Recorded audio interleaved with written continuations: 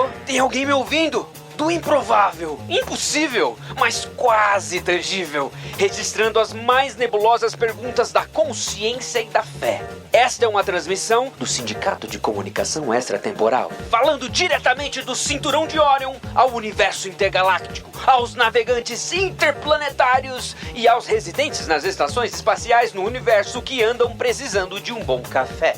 Sem açúcar, claro. Daqui onde tudo pode acontecer, em uma data estelar muito, muito distante, para todos os mochileiros curiosos que anseiam por um guia, respostas honestas para perguntas sinceras, arte, ficção, radioatividade, transcendência e, claro, bananas. Esta é mais uma produção da APCOM, distribuída pelo Sicomex, Sindicato de Comunicação Extratemporal.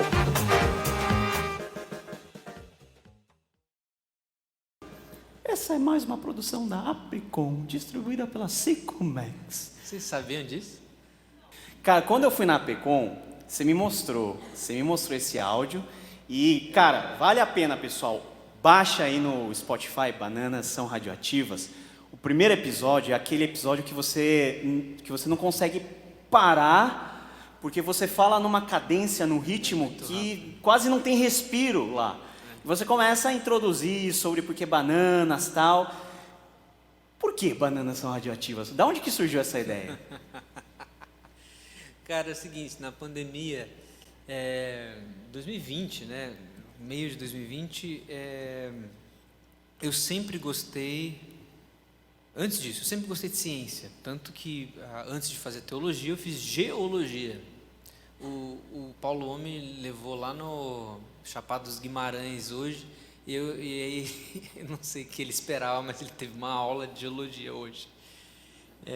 Mesozoico, talvez não Cretáceo. Foi ficar falando sobre os arenitos e formação Botucatu, etc.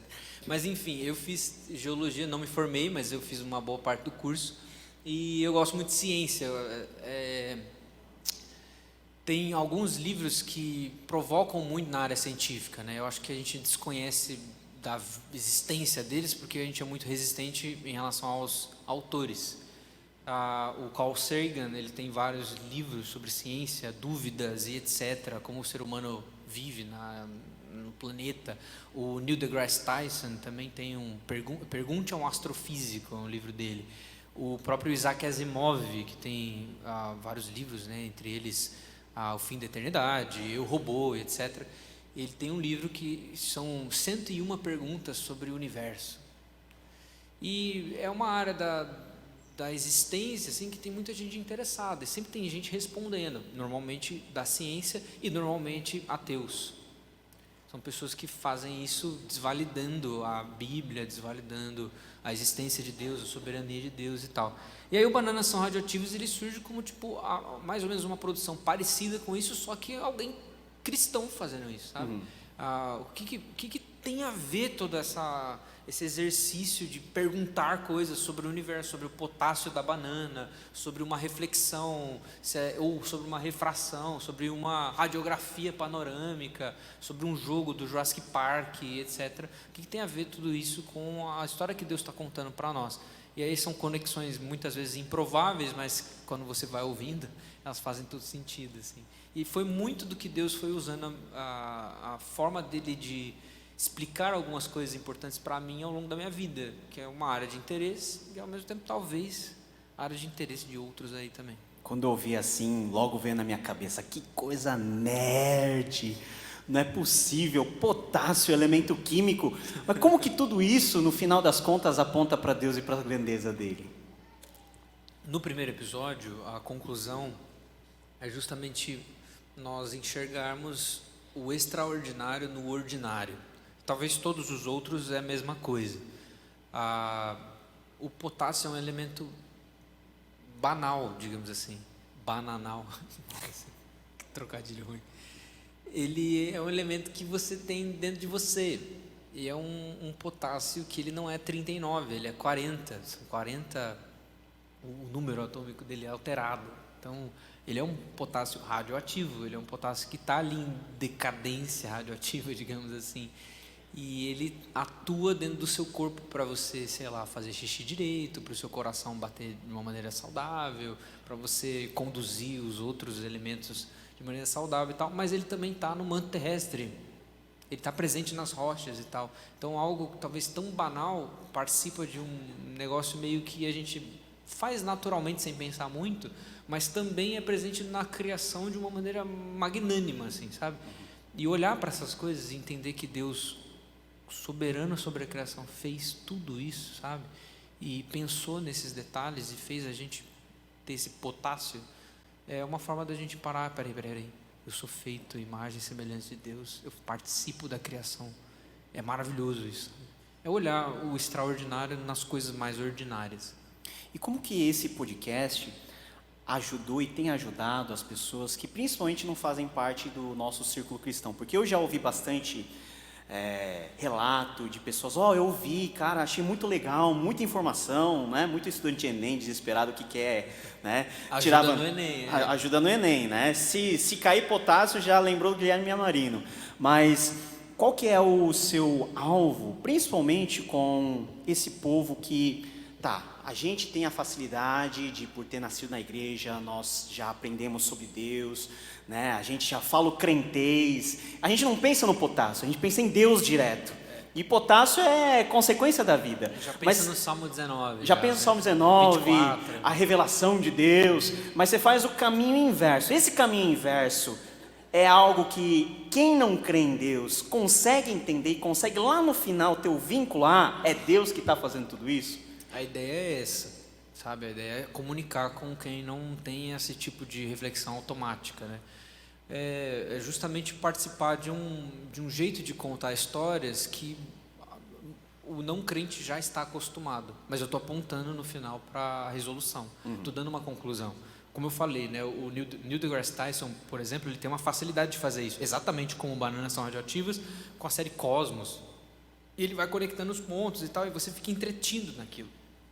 Então, quem já é da área da ciência, e quem já está acostumado e é curioso, assim, esse tipo de linguagem não é agressivo, ele é costumeiro, digamos assim. E aí você abrir os olhos, eu acho que esse é a maior trunfo, assim, a gente conseguir abrir os olhos de quem muitas vezes tem preconceito com eu falar de Deus num negócio de ciência, é importante. E a gente teve alguns testemunhos desses, né? Cara, eu não imaginava que você ia falar do jogo do Jurassic Park que a gente jogava no shopping, amigos meus de infância, né? E você relacionar com como Deus faz a antecipação da nossa vida, com o culto, sei lá. E aí você vai criando uma familiaridade com temáticas que são bíblicas, né? Por exemplo, Jó recebe senta lá Cláudia de Deus, né? Senta aí que eu vou fazer as perguntas e você vai responder. E Deus faz um monte de pergunta para Jó.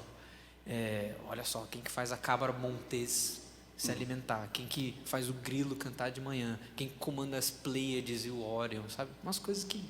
Mas, na verdade, é a exposição da soberania de Deus. E o Bananas, ele tenta fazer isso. É claro que há muito ainda a fazer. O Bananas não é um programa que eu vou expor tudo sobre Jesus Cristo, mas eu vou dar a pista para que o cara se aproxime, sabe? Para que o cara... Peraí, Deus existe. É isso. A função do Bananas é essa. Deus existe. Ele está aí, sabe? Ele é eterno. E a gente não. Eu creio que quase todo mundo que está aqui tem uma crise muito grande dentro de si. É aquela crise, você é crente aqui dentro da igreja, mas lá fora você simplesmente não sabe o que fazer. Tem aquela questão básica, eu vou me perder na faculdade, ou eu vou me perder dentro do mundo, né? Quando está aqui na igreja, no acampamento, é a mil maravilhas, mas a gente, como pastores, nós estamos cansados de ver que mesmo com pessoas que você vê crescer na igreja, vê que, essa menina, esse menino vai dar certo, mas parece que quando entra com o pé, vamos dizer assim, no mundo secular, tentando fazer essa ponte que você tenta fazer de diálogo com a sociedade, com o mundo que não conhece a Deus, tem uma crise. Você tinha a sua identidade fixa, ó, eu sou crente, mas quando eu vou para aquele lugar, eu começo a ter um negócio meio que esquizofrênico, eu não sei articular, e eu não sei como colocar Deus na questão, sem falar um crentez, que as pessoas que estão lá fora sequer entendem, e já tem, lógico, uma repulsa sobre certos tipos de coisa. Como que a juventude hoje, cada vez mais conectada, cada vez ligada nas coisas, pode estar ligada ao mesmo tempo naquilo que Deus é, relacionamento com Ele, mas está ligado também no contexto que nós estamos, no mundo que nós vivemos? O capítulo 29 de Jeremias, né? Jeremias tem que escrever uma carta para o pessoal que está indo para o exílio da Babilônia. Esse povo vai ficar 70 anos lá. Tem gente que vai morrer lá. O cara não vai voltar. Estou indo para o exílio, 70 anos, não, vai estar morto. É o filho, o neto dele que vai voltar. E aí Deus manda Jeremias escrever uma carta e ele fala assim, olha, tem o texto famoso, sou eu quem sei os planos para vocês, são planos de prosperidade, não de, sabe, que todo mundo usa no Instagram aí, você fala, ai, que Deus, é bonitinho falar, que lindo, né? falar isso. Só que antes disso ele fala, vocês vão passar 70 anos lá, vocês vão se envolver na cidade, vocês vão plantar, vocês vão edificar aquela cidade, vocês vão abençoar aquela cidade, vocês vão trabalhar por aquela cidade, vocês vão se casar, ter filhos e ficar lá. Então o cara ali, o judeu que ele foi enviado para a Babilônia, no exílio, é claro que é uma forma de Deus disciplinar o seu povo por conta da idolatria, a gente sabe quando lê o livro de Jeremias, mas é uma forma de Deus também ensinar o cara que está ali a viver como se ele estivesse em Jerusalém, mesmo se ele estivesse numa Babilônia. Então e aí você transpõe isso para a nossa vida hoje, a gente está num mundo que não é ideal, a gente não está numa Nova Jerusalém ainda, a gente espera, só que a gente está numa Babilônia, a gente vive aqui num mundo decaído, só que a gente precisa aprender a como viver dentro dessa Babilônia, olhando para a Nova Jerusalém, olhando para os padrões da Nova Jerusalém. Deus não vai simplesmente nos tirar agora, não vai fazer, tal, se Ele desejar Ele vai fazer, mas passou 10 segundos Ele não fez, passou 2 anos Ele não fez, passou 70 Ele não fez. A gente precisa também fazer algumas coisas que Ele pediu, e aí a carta de Jeremias cara, se envolvam com a cidade, aprendam, olhem a cidade, mas daí eu tenho que ficar com 2 coisas na mão. Uma delas é eu estar atento à minha universidade, atento ao que tem sido produzido de notícias, atento aos jornais, etc. Mas ao mesmo tempo eu tenho que estar com a outra mão, eu esqueci quem fala isso, mas com a Bíblia. Uma mão o jornal, na outra mão a Bíblia. Eu sei quem falou. Eu não lembro, é Bart, sei lá. É. E é isso, exatamente, eu tenho que me aprofundar na Bíblia, mas eu tenho também que olhar para a cidade. Mas não é uma relação do tipo, eu estou olhando com os dois com o mesmo peso. Eu olho a cidade com a lente que Deus me ensina a utilizar, que é com a Escritura Sagrada. Não é com a lente do produtor de conteúdo, estou falando contra a gente agora, não é com a lente do produtor de conteúdo de YouTube, do músico que canta glorificar, não é com a lente de outros, é com a lente bíblica. E eu acho que talvez a nossa maior dificuldade é que a gente quer que outros expliquem para a gente o que fazer, e a gente não vai à fonte, que é a Escritura. A gente não vai lá, não mergulha lá. Por mais que a gente, pastores, a gente fala, não, vai aprender da Bíblia, vai ler a Bíblia, ler os livros e tal. A gente não está interessado, a gente quer uma resposta pronta. E no fundo, o correr atrás de resposta pronta vai fazer a gente não estar preparado para viver na universidade, para viver num ambiente pós-cristão, sei lá, secular. Plural, né? Que tem algumas questões diferentes da gente, ideologias diferentes da gente. É complicado, cara. Como é que você vai falar para um cara que ele nem considera que ele precisa de um Deus? Você vai falar, você precisa de um Deus. Ele fala, não. Ele não sente falta. Aí não tem mais conversa. Acabou. Como é que você vai falar um livro sem palavras para um cara que não acha que ele está errado, entendeu? Tem várias coisas que a gente pode fazer para conversar e criar pontes e tal, e explicar o Evangelho. É o mesmo Evangelho, não estou falando que a gente vai explicar um outro Evangelho. É o mesmo Evangelho, só que entendendo a cultura que a gente está falando. Legal. Pessoal, alguém tem uma pergunta que queira fazer ao vivo e agora? Coragem. Alguém quer fazer alguma pergunta? Levanta a sua mão que o reverendo Hélido vai na velocidade do raio aí aonde você está para você poder fazer a pergunta. Eu sei que você sentiu um gelo no coração agora. Faz aí, desembucha. Quem quer fazer a pergunta, levanta a mão. Ó, já tem? Lá atrás? É isso? Meu irmão, pergunta rápida, tá? Rapidinho. Vai até chegar lá, já acabou aqui, ó, já. E eu falei que era veloz que nem raio. Vai dar a volta no templo. Tá indo, tá chegando. Ah, aí, ó, chegou. Qual é a história do Projeto Sola? Qual a história nossa? Isso. Já tem 2015, que ano que a gente está? São 7, 8 anos. No ano 2014, um ano antes da gente publicar, a gente tinha muita inquietação sobre música na igreja, né? E tanto o Andrade quanto eu trabalhávamos nas nossas igrejas respectivas, ainda não trabalhávamos na mesma. E aí a gente começou a estudar junto e a gente mostrou um para o outro as canções. Ele mostrou Isaías 53, eu mostrei Redenção. E aí a gente falou, por que a gente não grava? Vamos servir as nossas igrejas locais com isso e tal. O Andrade tinha a banda dele, com outras músicas, outro tipo de projeto, outro estilo, inclusive, eu também. E aí a gente falou, tá bom, vamos gravar, porque a gente sentia muita dificuldade em escolher músicas para o culto. Não que as músicas eram ruins, ou eram todas traduções, ou eram hinos antigos que era difícil de rearranjar, ou as músicas novas elas não tinham teologia nenhuma. A gente criava um impasse, ou a gente ia ficar cantando só coisa antiga, não tinham coisas novas e tal. Hoje já mudou muito essa realidade, muito mesmo, graças a Deus. Mas aí a gente publicou, gravou, e aí foi o surgimento do Sola, nessa ideia de servir as igrejas locais. E até hoje é isso, não é à toa que a gente tem essa fala, né, sempre, né, glorificar Cristo e servir a igreja. Legal. Guilherme, você escreveu um livro aqui, né, para quem quiser adquirir, livrinho massa, muito bom. Criança, né? É infanto-juvenil. Infantil. Se você tiver irmãozinho, aquele sobrinhozinho, né, que não te dá sossego, ó, sossega ele, lê bons livros. Lê com ele. Lê com ele, que é o mais ele. importante. Arthur e o Coração de Pedra, né? Esse livro muito bonitinho. Qual que é o lance desse livro? Qual que é o lance da arte, da cultura? Para criança? Eu gosto muito de histórias, né? Eu tenho alguns contos, tenho um conto publicado na Amazon, que é o Lanterna de Mar, é um conto para adultos e é um conto de suspense, um pouco de mistério, assim. Eu gosto de histórias, como vocês talvez perceberam na palestra, eu gosto muito de Tolkien, Lewis, criação de mundos e tal. E aí eu exercito bastante isso, né? Então tem algumas histórias e tal. E uma das coisas que o Lewis ele fala muito que é a necessidade da gente criar boas histórias e compartilhá-las, né, para todas as idades.